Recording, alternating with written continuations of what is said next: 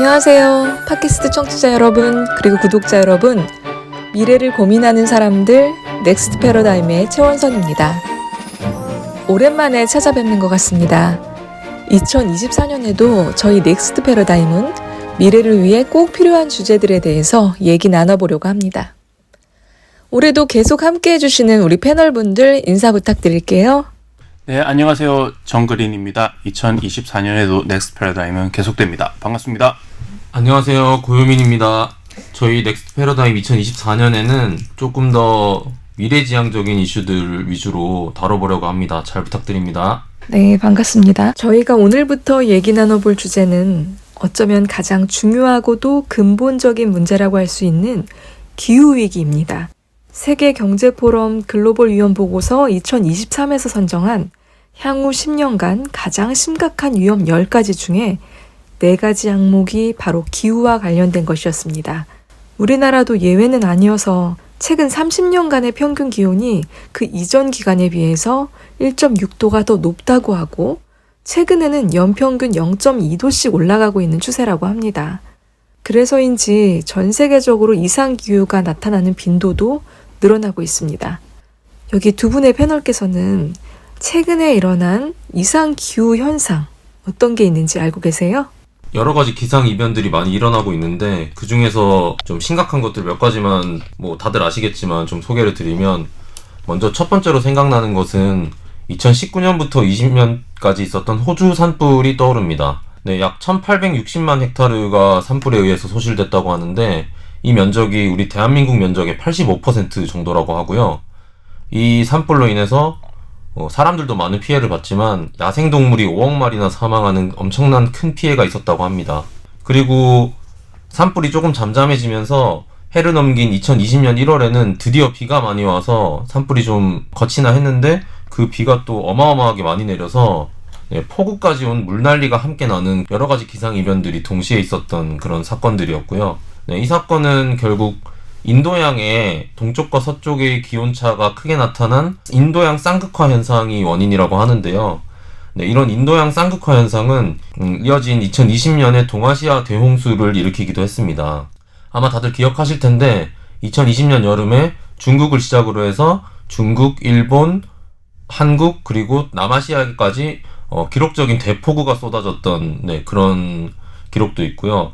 그리고 가장 최근에는 지금 미국에 엄청난 한파가 몰아치고 있는데 북극과 캐나다에서 내려오는 한랭전선이 지금 미국을 덮치고 있는데 약 영하 36도, 체감 기온은 영하 56도까지 내려가는 정도의 엄청난 추위가 지금 덮치고 있고, 일주일 새에 약 한 89명이 사망하는 아주 정말 끔찍한 그런 기상이변들이 계속 일어나고 있습니다.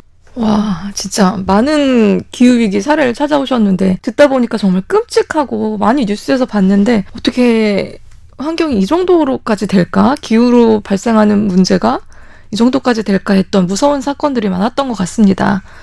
근데 이러한 기후변화가 발생하는 이유에는 여러 가지 원인이 있겠지만 그중에 가장 큰 원인으로 보는 것이 화석연료의 사용으로 인해서 온실가스 배출이 늘어나고 있다는 건데요. 그래서 세계 각국은 2015년 파리협정 이후에 온실가스 감축을 위한 강력한 정책적 드라이브를 걸고 있는 상황입니다. 그래서 오늘 이 시간에 우리나라에서 시행되고 있는 탄소 중립 정책들에 대해서 살펴보고 실효성이 있는지, 어떤 정책이 있는지 한번 이 얘기를 나눠보면 좋을 것 같아요. 사실 본격적인 논의에 앞서서 한 가지 좀 궁금한 것들이라고 해야 될까요? 이게 탄소 중립을 실제로 구현하기 위해서는 결국은 이제 다른 어딘가에서부터 에너지 자원, 요즘 세대로 치면 이제 전기겠죠.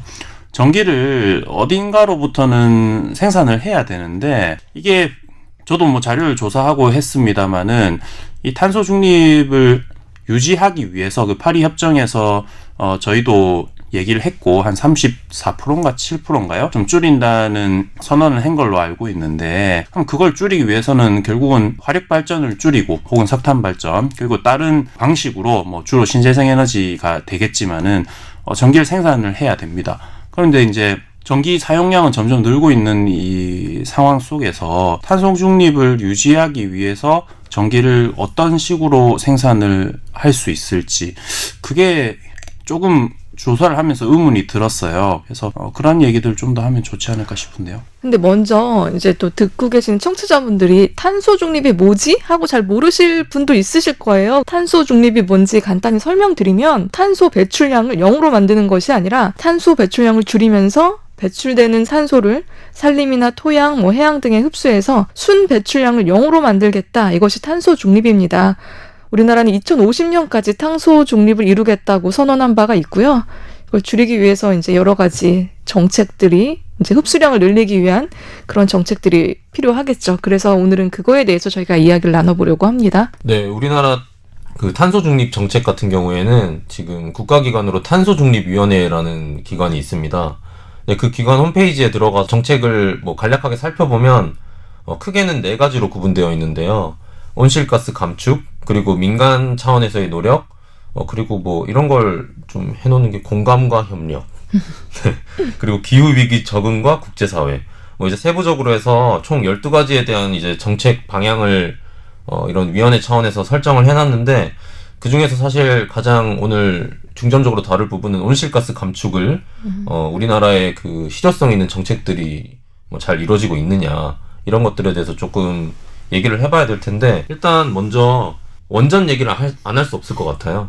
지금 원전 얘기는 꼭 탄소 중립 이슈가 아니더라도 지난 정권부터 워낙 핫 이슈였던 거기 때문에 그런 관점에서 조금 얘기를 나눠보면 좋을 것 같은데, 제 개인적인 생각으로는 좀 자료를 찾아보다 보니까 당장의 원자력 발전은 탄소 중립 관점에서 불가피하다라는 그런 생각이 들더라고요.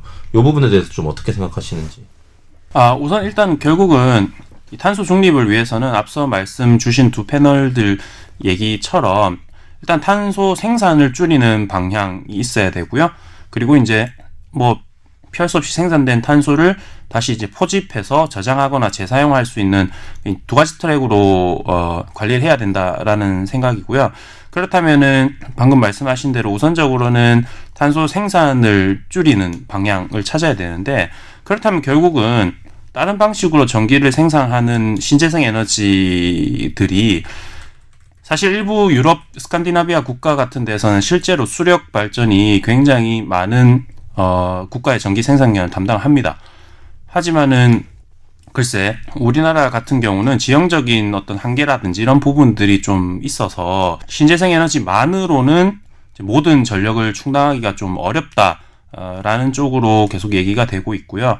그렇다면은 결국은 탄소를 배출하지 않는다는 개념보다는 덜 배출하는 그런 쪽의 발전을 생각한다면은 결국은 이제 대안이 원자력밖에 없지 않나라는 생각이 들고, 물론 원자력에 지금 국가가 의존하는 정도를 줄이되 이제 그 나머지 줄인 의존도는 신재생 에너지를 조금 더 개발해서 좀 더 강화하는 식으로 해야 되겠지만은 지금 사실 최근 5년 넘게 지금 진행되어 오고 있잖아요. 그렇지만 아직 원전이 역할을 줄일 수 없다는 거는 이미 결론이 나가는 것 같아서 좀 그런 점에서는 원전이 어쨌든 원전 기술을 조금 더 개발해서, 물론 위험성은 분명히 있습니다. 아직 폐기물 처리 어떻게 할지 몰라요. 그냥 단순히 그냥 보관만 하고 있는 거지 완전한 해결책이 나온 건 아닙니다. 분명히 원전이. 그렇지만은 현재 지금 요구하고 있는 전력량을 처리를 하면서 탄소 배출을 좀 줄이기 위해서는 원전이라고 하는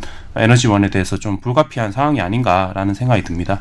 네, 저도 그린님과 좀 비슷한 생각인데, 기후변화에는 여러 원인이 있겠지만 그중에 가장 큰 원인으로 보는 게, 그리고 저희가 대처할 수 있는 게 탄소를 줄이는 건데, 그렇다면 화석연료 사용을 반드시 줄여야 하는데 한국은 석탄 사용도가 세계 한 11위권 정도 되더라고요. 남아프리카 공화국, 중국, 인도 이런 거에 이어서 우리나라도 거의 이제 많이 사용하는 나라에 속하는데, 그렇다면 이런 화석연료를 줄이기 위해서 대체 에너지를 개발을 해야 되는데, 현재로서는 새로운 에너지에 대해서 그렇게 만족한 수치가 되지 못하기 때문에 현재 수준에서 원자력을 무조건 없앤다, 위험하기 때문에 없앤다, 그거는 사실은 어려운 수준이 아닐까 싶습니다. 탈원전과 탄소 중립이 과연 병립될 수 있는 문제인가, 우리나라 지금 그 상황에서는 좀 어려운 문제가 아닐까라는 생각을 해보게 됩니다. 사실 저는 탈원전을 반대하지는 않습니다. 근데 현실적으로 지금 어려운 점이 있는 것 같고요. 그리고 실제로 탈원전을 좀 진행하고 있었던 나라가 있죠. 독일이 이제 대표적인 나라라고 할 수 있는데, 사실 독일 같은 경우는 우리나라랑 좀 케이스가 다른 것이 독일은 전기가 순간적으로 부족한 상황에서는 옆 나라부터 사오면 돼요. 근데 이제 저희 나라는 아시다시피 주변에 전기를 그렇게 쉽게 사올 수 있는 국가가 없습니다. 일본 역시 전기 부족한 상황이고요. 바로 위에는 북한이 있을 것이고, 그럼 저 멀리서 해양을 통해서 전기를 들어와야 되는데 굉장히 비효율적이죠.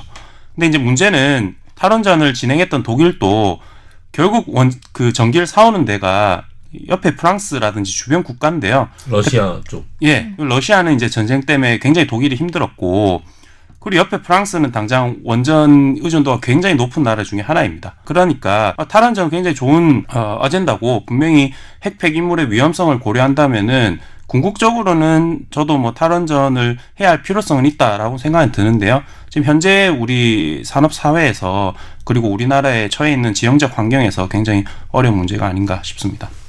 네, 그러니까 탈원전이 중요할 거냐, 탄소 중립이 중요할 거냐, 그런 부분에 따져서 그 탈원전 기술을 발전하고 그런 것들을 좀 조절을 해야 되는 이슈인 것 같은데, 결국 탈원전도 달성하고 탄소 중립도 달성하려면 신재생 에너지의 비중이 그만큼 올라가야 되는데, 간단하게 말씀드리면 신재생 에너지 속해 있는 하위 에너지 군들을 간략하게만 말씀드리면, 재생 에너지 관점에서는 태양광, 풍력, 수력, 해양, 바이오, 폐기물들을 활용한 그런 재생 에너지가 있을 거고, 그리고 신에너지 관점에서는 연료전지와 같은 그런 수소를 활용하는 이런 에너지들이 있을 텐데, 이런 것들을 지금 다 합쳤을 때 22년 기준으로 우리나라에서 9.2%의 발전량을 담당하고 있어요.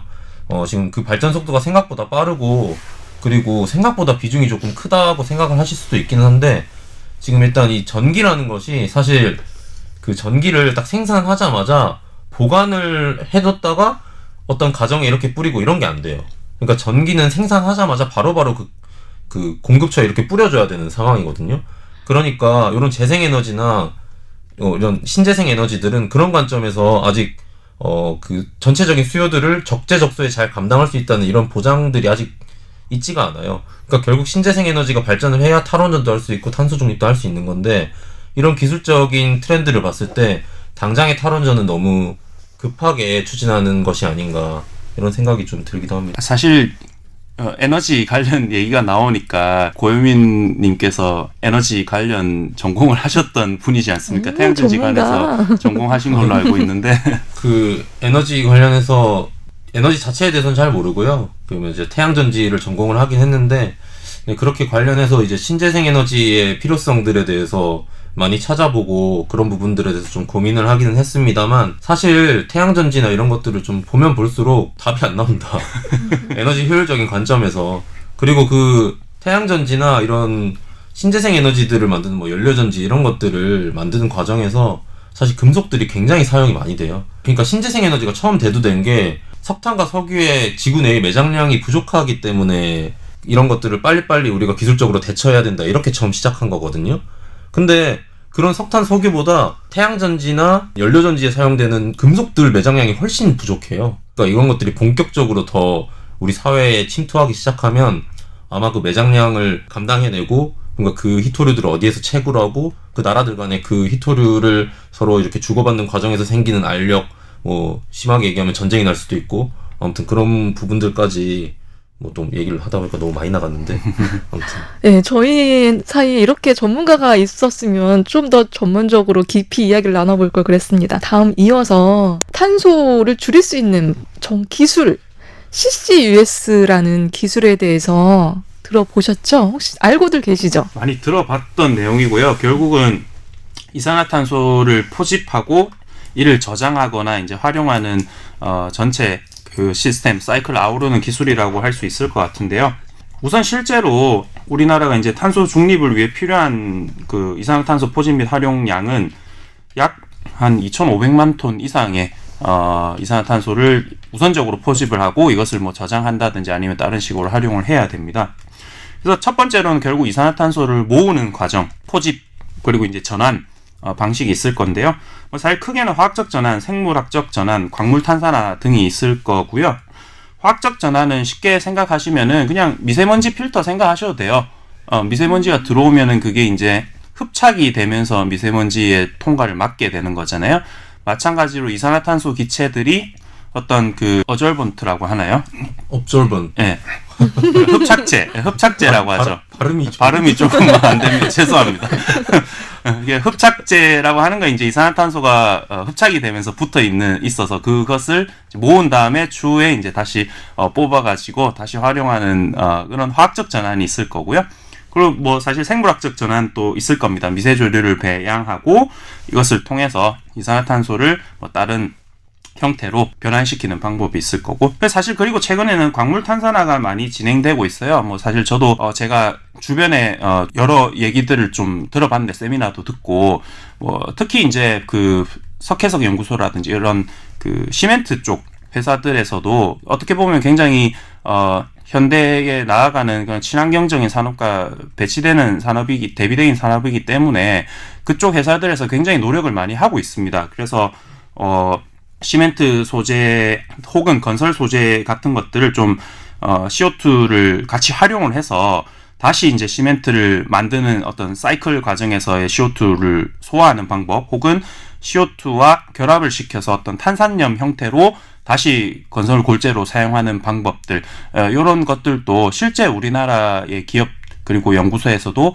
많이 진행되고 있는 그런 기술이라고 좀 정리를 할 수 있겠습니다. 네. 과학기술 막 이렇게 하니까 이공계 두 분은 뭐 쉽게 이해할 수 있겠지만 저는 뭐지 어렵다. 하지만 그 CCUS가 제가 듣기로는 탄소 중립을 위해서는 반드시 이제 필요하다. 그거 없이는 제로를 만들기가 참 어려운 상황이다라고 하더라고요. 그래서 제가 궁금한 게, 그럼 한국에서, 국내에서 CCUS 기술의 개발은 어느 정도이고 그게 언제부터 이렇게 상용화 뭐 이렇게 될 수 있을까? 근데 사실은 저는 상용화라고 하는 개념이 아직까지는 맞지 않다라고 보고 있고요.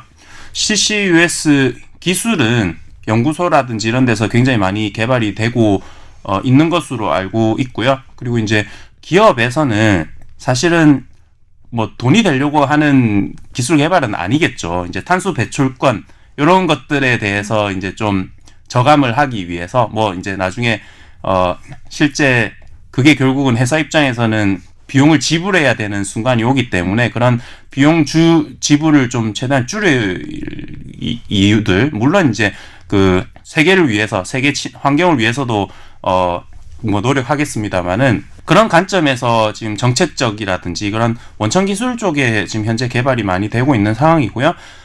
탄소 보집을 활용해서 어떤 상용화 관점에서 뭐 돈을 벌려고 하는 그 정도 단계는 아직 아닌 상황이라고. 돈을 벌 수 있는 비즈니스 모델은 이제 결국 정책적으로 이런 CCUS 기술이 많이 발전을 하게 되면 탄소 배출을 할 수밖에 없는 공정을 활용하는 기업들이 그런 기술들을 차용해서 중간중간 단계에서 탄소들을 잡아가면서 이렇게 뭔가 공정을 해야 되는 그런 그 정책적 규제가 생길 텐데, 그럼 이제 그때 그 기술을 확보하고 있는 기업들이 만약에 있다면 그 정책과 맞물려서 큰 이윤을 창출을 할 수 있을 가능성이 높기 때문에 미국 쪽에서는 그런 걸 타겟팅해서 여러 스타트업들에서 이미 그 전문 기술들을 확보를 해가지고 좀 세일즈를 하려는 그런 움직임이 좀 있는 것 같고, 우리나라에서는 아직 연구 단계 정도 수준이고 뭐 일부 스타트업 이외에 뭐 이렇게 아주 큰 기업들이 달려드는 상황은 아닌 것 같습니다만, 다만 기술적인 격차 수준으로 봤을 때는 저희가 뭐 보통 여러 가지 기술들에 대해서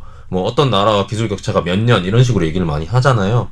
지금 이제 반도체 기술 같은 경우가 우리나라와 중국의 격차가 2년 반에서 3년 정도다라고 얘기를 하는데, 지금 현재 미국이나 유럽 쪽 기술에 비해서 우리나라 CCS 기술은 한 2년 정도 뒤져 있는 상태다, 이렇게 진단을 하는 경우가 많이 있는 것 같습니다.